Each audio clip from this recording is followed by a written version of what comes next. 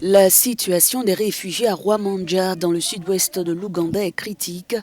Agnès Boulaba fait partie des dizaines de milliers d'entre eux qui doivent se débrouiller seuls pour subvenir aux besoins de leur famille en raison de la réduction progressive des rations alimentaires. Après seulement 3 mois en Ouganda, les réfugiés voient leur aide alimentaire réduite à 60%. La situation est devenue bien plus difficile depuis que nous ne recevons plus d'aide. L'argent que nous avions auparavant nous permettait de subvenir aux besoins essentiels comme la nourriture, le savon et les vêtements pour nos enfants. Aujourd'hui, sans ce soutien financier, l'espoir nous échappe. Nos enfants errent pieds nus, vêtus de vêtements usés et souffrent de furoncles à cause de la malnutrition. Ils ne peuvent même plus aller à l'école et si je ne me résigne pas à vendre mon corps, je n'aurai aucun moyen de payer leurs frais de scolarité. La vie est si dure que même se procurer de quoi manger est un défi. En tant que réfugié dans un pays étranger sans famille vers qui se tourner, je n'ai aucun répit.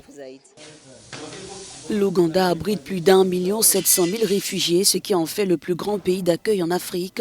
La semaine dernière, Filippo Grandi, haut commissaire des Nations Unies pour les réfugiés, s'est rendu dans le pays pour attirer l'attention sur le manque grave de financement auquel fait face l'Ouganda. Officiellement, 8 milliards de dollars seraient nécessaires pour répondre adéquatement aux besoins des réfugiés dans le pays. Nous recevons environ 50 milliards de dollars par an pour financer nos activités à travers le monde. Mais ce montant est loin d'être suffisant. Il existe de nombreux gaps à combler et c'est pourquoi nous devons intensifier la mobilisation de l'aide au développement. Les crises ne manquent pas et elles sont nombreuses. Le Soudan, le Liban, Gaza, l'Ukraine, sans oublier la RDC, le Soudan du Sud, la Somalie, parmi tant d'autres. Cette multitude de crises crée une forte concurrence pour ces fonds qui doivent être répartis entre tant de régions dans le monde.